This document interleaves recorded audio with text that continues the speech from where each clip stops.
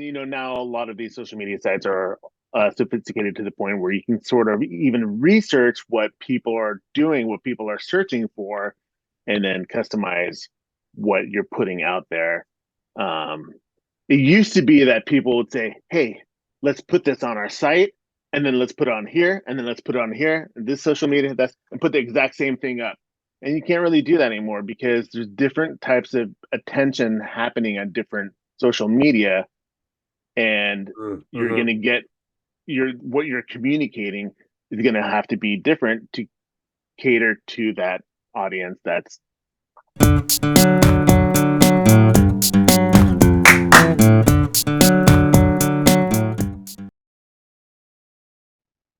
This content is brought to you by Cannabis Clearwater, a one-stop shop compliance company.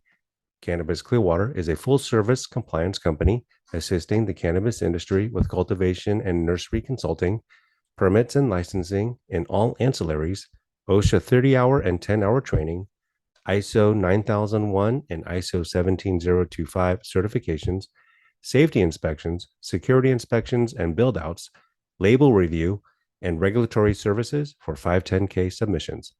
For more information, go to www.cannabis-clearwater.com. That's www.cannabis-clearwater.com. This content is brought to you by Laced Media. Competition is fierce to show up on the first page of Google. If your website is not among the top 10 results in search, you're in big trouble. We specialize in digital marketing that gets results. As a marketing agency, we know your business is unique and want the world to know about you. Getting leverage in the digital world is not an easy task to take on your own. Laced Media is the leading digital marketing specialist that can launch your business by promoting how awesome you are. We take the time to understand your business and your customers to build a strategy that is perfect and capable of delivering remarkable results. Marketing can be stressful when you're not sure what to do, don't have time to do it, or just want someone else to manage it. For more information, go to www.lacemedia.com. That's www.lacedmedia.com. Hi, my name is Matt Hayashi from Cannabis Clearwater. I am so honored to have Nader Shatara. Nader Shatara is a former marketing executive, took on various roles in that field, and I am so honored to have him here. How you doing, Nader? What's going on? Good. How you doing today, Matt? Doing good. My kids are finally asleep, and Nice. they're done. And my wife Susan, she's asleep too. So the only thing about doing these things is I get to do it at night, which is great because everyone is asleep. But it's like towards the end of the day, and you just power it out. But this is the time when I'm Yeah, up. you're tired. Yeah, but I love it. Like I love it. It's the only time when I get to be by myself and play some Earth, Wind, and Fire, and just get ready and get pumped. So, thank you for Nice. thank you for being on. Hey, yeah, no problem. Happy to do it. So, as you know, in the cannabis space, the world, here's how I perceive it. Cannabis is like this thing, okay, and people know how to grow. You have like five or six ancillaries, and ancillaries are like a subset of what this whole industry is about. So you have the growers, you have cultivators and nurseries, you have labs, you have your distribution and your transportation, and you also have your manufacturing, and you also have your dispensaries, right? This is kind of like all of the subsets within the confines of the cannabis space. Now I'm thinking a lot of people know their expertise. People know lab because they come from a lab background. People know how to grow because that's their background.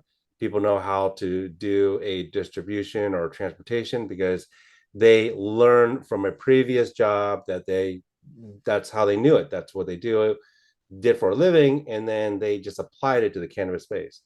But one of the things I'm willing to bet a lot of them don't understand marketing. Like I understand they have a website, right?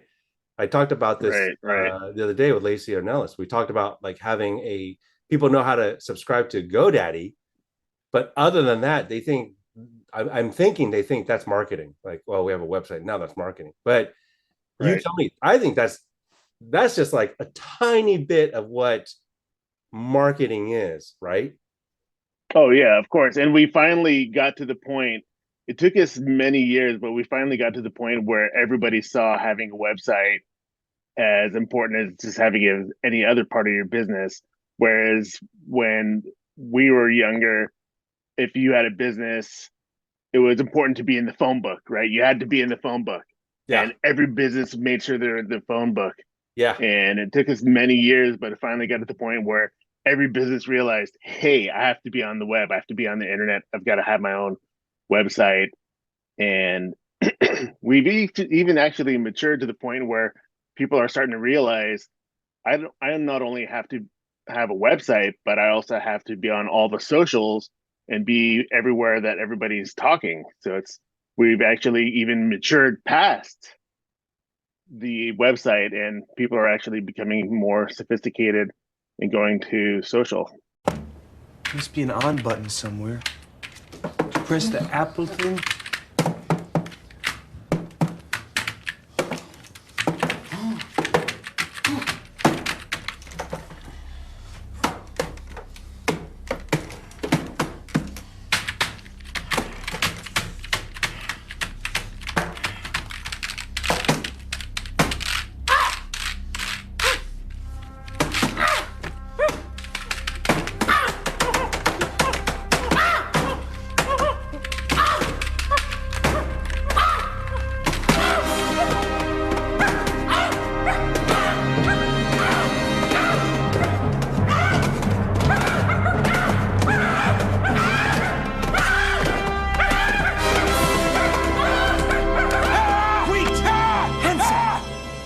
Let's not lose our cool.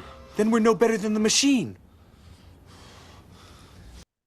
Is how if you had to put it in like a percentage, you have digital marketing and then you have social media. Does one preclude over the other, or are they both as equally as important, or is social media just a thing in and of itself? So I was doing a lot of marketing back when social media was really becoming a thing, and I had to get a lot of people's buy-in on it because it was so new, it's such a new concept. And we looked at it as just real estate, right? So your website is real estate, and your social media is a different type of real estate. So it's you're covering more ground, so to speak, and you're able to reach out to more people by being in these places.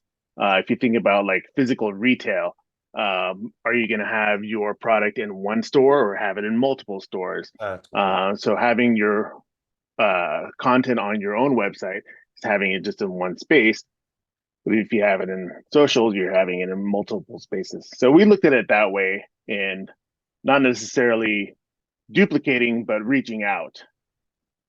I gotcha. So it's a way of extending arm's length to people who just want to jump on board on the social aspect.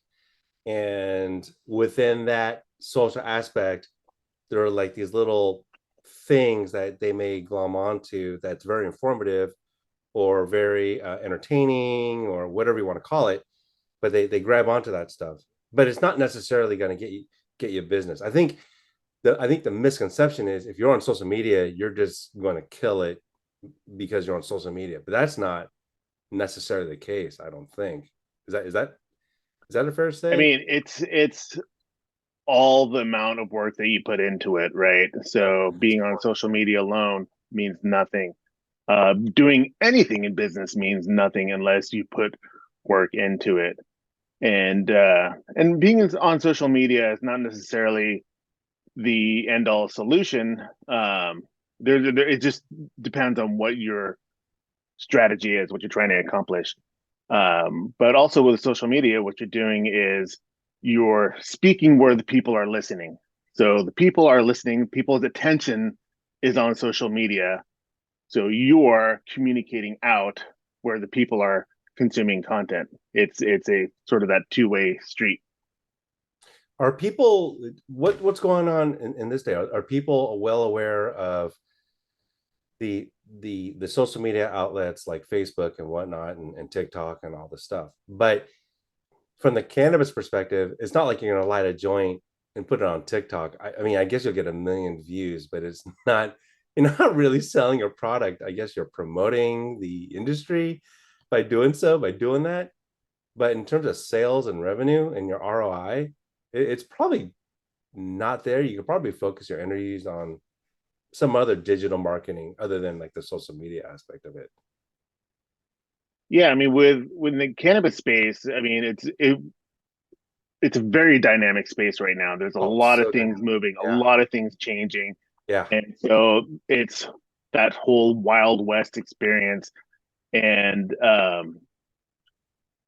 it's all a matter of, am I in a space where there's interest in digesting content? So in cannabis, I mean, I'm not super familiar with everything that's going on, but I know there's probably a lot of people that want to get into it, want to learn more. So Yeah. are they going on Reddit? Are they going on YouTube? Places where people are going to learn and learn how to develop their interest and develop their ventures. So there are, you may not be on Pinterest, but you may be on Reddit or you may be on YouTube. And so where social media comes in is, are you in the places where your target are consuming content that they need for that particular activity? In our Twitter feed, I told you this before, but in our Twitter feed, I post a lot of clinical data. That's all I do is I just post medical journals on our Twitter feed, and it's cannabis related, and it's just data. And I see this increase depending on what I'm posting. So like mental awareness is huge. Every time I post a medical article about mental awareness, depression, anxiety, suicide, stuff like that, I get a big jump. But when I talk about other stuff like chronic pain or cancer, um, it doesn't get as high as some of the more visible the stuff that's going on. I guess the more the popular ailments, I don't even know what you call it, but the more popular taglines like, you know, Right. mental awareness and depression and all that. And that's where I see it. So if I do that, then people are totally, they're actually reading the journal. But if I post something like, I love this, cannabis inhibits cancer cell proliferation. I love it because I just love the cancer stuff. I'm passionate about it. And it gets a few views. And I thought, no, I thought like, oh, I'm gonna kill it in this. But people would much rather learn about ADHD, which is like everyone like Right. has ADHD. So that's all, you know. Yeah, and Twitter is a place where people are consuming a lot of news media. So you have a lot of news media that are out there pushing headlines, pushing data, pushing all kinds of stats and whatnot. And so for you to find that kind of success on Twitter seems to make sense. And you know, now a lot of these social media sites are sophisticated to the point where you can sort of even research what people are doing, what people are searching for, and then customize what you're putting out there. Um, it used to be that people would say, "Hey, let's put this on our site, and then let's put it on here, and then let's put it on here, and this social media, that's and put the exact same thing up." And you can't really do that anymore because there's different types of attention happening on different social media, and you're Mm-hmm. going to get your what you're communicating is going to have to be different to cater to that audience that's on those channels. Oh, so true. So on our YouTube channel, on our on our community page, I'll post like a medical journal on our community page. Like no one gives a shit about that. Like they just want to see YouTube videos. But if I post something important, they're like, yeah, they don't want to see that. They'd much rather see you and everybody else and learn about something, you know, from a video perspective. So yeah, Right. I totally get that. Everybody I hear about YouTube, it's like, oh, I just went to YouTube to learn how to do this, to learn how to fix my plumbing, or learn how to repair my carburetor on my 67 Ford or whatever. And they're going to YouTube to sort of learn how and see the video how, because nowadays there's everything on YouTube, and and to get that kind of content there. Do you know who Jorge Cervantes is? It sounds familiar. Jorge Cervantes he is kind of well known in the cannabis space, and Okay. all he does is just walks on people's grows and just talks about pot. And he gets like thousands of views for holding a pot leaf, right? Because they want to see it. But interestingly enough, he asks these people, "What are you doing? Like, what's the difference?" And he kind of asks these great questions on how to grow and all this stuff. And I think that's part of the attraction, Right. where he is. Like, they want to learn. It's a learning tool, I would imagine. That's Well, all. there's that. I mean, there's also like the entertainment like content that's out there. You have like all these content creators that are just, I don't want to say like doing stunts, but they're just creating specific content just to be out there. It's like you have like the Mr. Beast and all those guys that are just like, you know, doing things, right? So to have a guy that's just walking out on different cannabis farms and that's just a unique form of content, and it's Yeah. getting traction, it's getting attention. Oh my God, Mr. Beast. Did you read that thing? I don't know if you read it. Mr. Beast, because my kids watch Mr. Beast. Oh Mr. yeah, here Beast, we my kids watch it too. holy moly, Mr. Beast, he he paid a doctor to fix 1,000 patients who have glaucoma or some kind of eye thing going on. He paid everyone 1,000 patients to get their eyes done, and That's then he crazy. gave them $10,000. Like, oh my God, that guy's just it, like, yeah. I mean, he's at the point where he could just have fun with his money and do all kinds of fun stuff, and it's just going to get even more traction. And by now, I mean, you and I are talking about Mr. Beast, and he may be old news, and there could be somebody else. And I think there are others that my kids are now watching. That, oh yeah, this is such and such, and he's doing this, and he's, one guy who's, I forget his name, and he's like trading up from a penny, trades a penny for this, and then the next thing you know, he has a house, and there's all these like, I don't want to call them stunts, but they're almost like social stunts in a way where they just do interesting things to get attention. Yeah. And it's all serial, right? It's all like, we did this, and next time we're gonna up the ante and do this, and then it's gonna be similar. You know, Yeah, it's so crazy. YouTube is, I don't get it. Like, we have to do it, just because it's out there and it's available and it's informative. The world changed when YouTube became a commodity, and now people are just doing it. It's a wackadoo place. I don't understand it. I enjoy it. I like watching videos and stuff. I just don't understand the thing behind it. So, but and the what you cat. do understand on YouTube is when you find something that speaks to you, and I'm sure you have, and that's the great thing about it, Oh is yeah. that not everything speaks to everyone, but at some point there's going to be something for everyone. Well, I mean, we may have already reached that point where there's something for everyone. And once you find it, you're like, oh, that really speaks to me. That's Yeah. something that I really needed to know. And so everyone should be on YouTube because everybody has a story to tell. Everybody has something that that someone else can benefit from. They're gonna have to do they do live YouTube? I guess, do they do live YouTube? I don't know if they do that or not. Oh yeah, yeah. No, you can live stream on YouTube. Oh man, I could just see some person just doing some kind of 24-hour live cannabis thing, and it's just gonna kill it. It's a lot of work. More power to them. So going back to, aside from the social marketing aspect, let's go back to like the regular marketing and the digital marketing.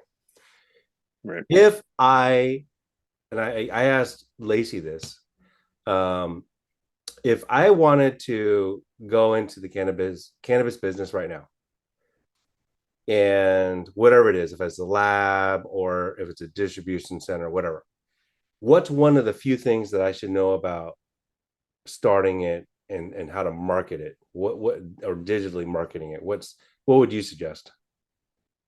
What I always tell people, and I think I even told you this, is understand who you're talking to and really know who it is that is listening to you, who's going to be using your product, using your service, using whatever you have to offer, and really get specific, even to the point where you identify this person as specific as you can.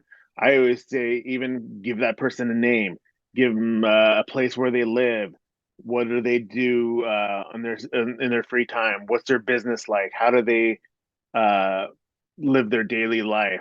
And to really like embody who your customer is, because the more Yeah. you know about your customer, the better you're going to be able to communicate to them what you have to offer and meet their needs. I think, yeah, you're absolutely right. Because I think, like I said, the growers know how to grow, the lab people know how to test cannabis, but that's pretty much it, though, right? The distributors know how to transport and distribute product, but there's a missing gap there. There's a missing link, and the only way to tie it in is go on and create a freaking web page, but put a lot of energy into it. It's not just creating a web page. You have to go out and hustle and promote it. And I think a lot of people miss that part. I really do. I think a lot of people in the cannabis industry, they're either afraid because they don't know what they're talking about, or they're very apprehensive, or they just think, well, people are, it's a little bit naive, but I think they think people are just going to come to me. I think that's what they Right. think. And I think that's Well, wrong way to do it, thinking about it, wrong way to do it. yeah, I mean, it's in addition to knowing who your customer is, I guess take a step back from that is really understanding who you are, what your product is, what your company is, or what value you add. Every entrepreneur will tell you to not go into business unless you know you're solving a problem that exists out in the world. And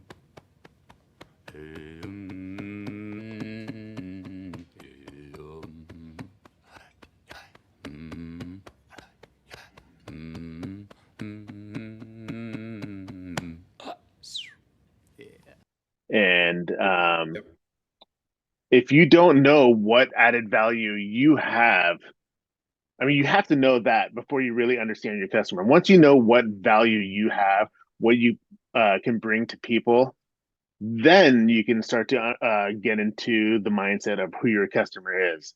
Yeah. But sometimes people go into business and they think they have an idea or they think they have a product. It may not be fully baked. And that's why I always encourage people who are starting a business to start out with a business plan and really identify what your product is, how you're going to make money with it, how are you going to produce that business, that product or service, and really understand what your product is. And that's more of the business side of things. Then you can get into the marketing side of things where you're communicating to your customers and Yeah. understanding who they are. Yeah. Because I think like the dispensary people, they know who their customers are. And they're consumer based. The growers are more industry based because they have to make a deal with the distro, and they bring their product over to distro, and then they get paid, and then the distro has to test it using third party laboratory testing. They get the certificate, the C of A, and then they're off making gummies or some kind of edibles, and then there you go. Right. So a lot of it's either consumer based or industry based, and we're Cannabis Clearwater. We're not we're not customer based. We're purely industry based, which is great because we're dealing behind the scenes on that, and let the dispensary people have a good time. Talking to talking to the Right. consumers, right? And everybody's customer is different. if you're B2B, then your customer is another business. If you're B2C, then your customer are end consumers. Or sometimes your customers are both.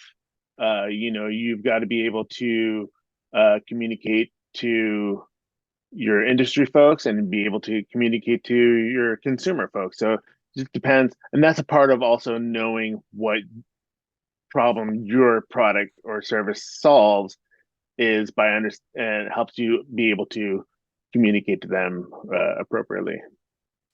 The part of commercials or creating ads, how important is that? Creating ads, I know you're doing voiceover. We'll talk about that. Commercialization or doing commercials. Is that like a we got to do that now, or should you just hold back and try to figure out what do you really want and then create an ad? That's a really good question because that's a question that a lot of people have is that okay, now we have a business, we have a website, we're on social, let's make an ad, let's make a commercial, Yeah. let's get out there. And while it's great to be eager, it's also good to be mindful and be savvy and strategic about, okay, is this the right format? Is this the right media? Is this the right place to be? So, are your customers listening to radio? Are they watching TV? Are they scrolling through social media? Because social media ads are huge now. Are they watching YouTube? I mean, you're going to get to the point on your YouTube channel where you can start serving ads, and people are out there putting ads on all those places. But understanding whether or not that's the right place for your consumers to be consuming content is where you should ask that question first. So if you do the research and do your work and realize, okay, a lot of my a lot of my consumers or a lot of my customers or people that I'm marketing to are driving rush hour traffic. Well, then, hey, let's do radio. Yeah. But a lot of them are business folks, so they may be reading industry websites. So hey, let's advertise on some other websites. So it's understanding where your focus is, or where your strategy is before you start jumping into media. Radio is so lucrative. Radio is so lucrative, although it's so expensive to get the radio spot. It is And it's all going to podcasts because now is it really? Well, there's I mean, podcasts are everywhere. They're so ubiquitous that everyone's got a podcast now, right? And the thing is, everybody's figured out how to monetize podcasts. So Okay. now you can have ads on podcasts, and instead of if you're thinking about, well, am I just putting ads on radio, or am I putting ads on podcasts? Am I putting ads on YouTube or Instagram or TikTok? It's there's a whole other channel right there. Yeah, you're right. I mean, Rogan totally took it to that level. Everyone's following And his if you think about it, let's say for Cannabis Clearwater, if Cannabis Clearwater is marketing towards other business folks that are in the cannabis space. Mhm. Let's say there's a cannabis business podcast out there. That is such a targeted place for Cannabis Clearwater to be sharing either sponsorship or some type of promotion communication, and it becomes a very targeted space. So as the internet becomes more sophisticated with social media, we're learning that we can really target our audience by getting to exactly where they are. We would be, and I'll put it out there right now. We're looking for a podcast person who knows how to do that stuff. That'd be And great. who knows? That could be you. I mean, that they could be that there are other folks that find this. I'm sure there's going to be tons of people who find this valuable content, um, and they're going to want to do the same for you. So it could go both ways. I don't think I have the sexy voice though. I think I think I have a newscaster NPR voice, but I don't think I have like the Rogan, I don't think I have that inquisitive voice. I don't think for somebody like him, I don't think it's about the voice. It's about really keeping people engaged. And I think that's where you're going to realize that his skill is at. Yeah, oh, that's true. Huh, yeah. So now tell me, so you've taken this next step, which is let's talk about it. You've taken this next step, which is super freaking cool. You are going into voice acting, and Mhm. explain to me what is that all about now? Voice acting. So I've done the career morphing thing where I've veered away from my marketing career and I've started a whole new career as a voiceover actor. And a lot of what I like about it is the fact that I have that marketing background, and it's just another way, a creative way to communicate to people, Yeah. and it's all about, and a lot of it is one of the big backbones in marketing is actually storytelling, and a lot of voiceover storytelling is how do we share a story with our voices. Hmm. um, and it's not just reading, but it's also how we say it, how we communicate, how we share an impactful story. One of the king of voiceovers was Anthony Bourdain. Like his voiceovers were phenomenal when he did Mm-hmm. the shows at Food Network or No Reservations, and then his stuff at CNN. Like he was a really good one. He had a really good voice, but two, his storytelling when he did the voiceovers was freaking phenomenal. Like there Right. there came to a point where all these people like on YouTube like did the whole food travel thing, but they didn't do any voiceover because they couldn't top him. And you don't see too many people doing voiceovers in that perspective. But what you're doing is more of like a commercial acting. You're doing like everything, right? In terms of voiceover. Yeah. So in voiceover, there are different avenues. There's the main avenues you can go down in voiceover is commercial voiceover. So you're doing commercials or narration over TV commercials and things like that. There's narration specifically, which is, uh, for example, narrating videos or narrating or even reading audiobooks and things like that. And Yeah. then there's also character voiceover, which is uh, doing character for animation or for video games or for even for toys, doing characters for toys. That's another growing segment for that area of Oh my character God, that'd be voiceover. huge. Yeah. It is huge. Where my focus is right now is commercial voiceover. I've done a lot of training in narration as well. I haven't yet gone into character work yet, but Simpsons. that's sort of down the line for me. We'll see you on the next Family Guy. But also, what? One of the other things with with regards to storytelling, you were talking about Anthony Bourdain, and that's sort of like the new trend that's happening now in voiceover, because a lot of people used to think that voiceover was like this bold voice, and we're now selling you a car and all this and that, where it's sort of kind of going away from that, and they want someone that sounds like relatable and sounds like your friend talking to you. Yeah. And because everything is becoming so personal, that's what people are looking for now, and that goes back to that whole backbone of how we communicate to each other, whether it's through marketing or whether it's through voiceover, and that's that whole storytelling aspect of it. I wonder if it's because a lot of people wear earbuds right now, and Mm-hmm. they're in tune to what they're listening to through their earbuds because it's more personable. Like it's more personal because they're listening to it intently because they are ignoring the entire world and they're only listening to whatever's in their ears. You know what I mean? Like that's Well, it's that's a really good point, and that's actually probably a big part of it. And if you think about it, one of the things that we are always trained to do in voiceover is to act like you're talking to your friend, act like you're talking to someone you know, or someone who really needs whatever it is, really needs to hear whatever it is that you're saying or whatever the script is saying. And who are you going to listen to? Who are you most likely going to listen to? Is it your friend or is it some guy on the street who's unfamiliar to you?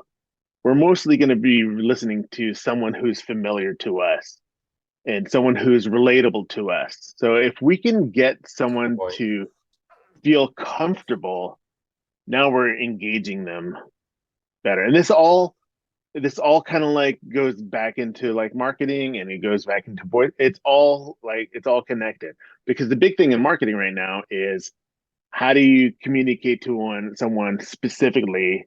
How do you target someone specifically? Instead of sending out an ad to the whole world, how do you just target just like one person? So in voiceover, we try to like make sure that we are being, very personable, very specific, rather than making it sound like we're talking to everyone. That totally works though in the cannabis space. That would totally work in the cannabis space. Personable. Well, I'd imagine that.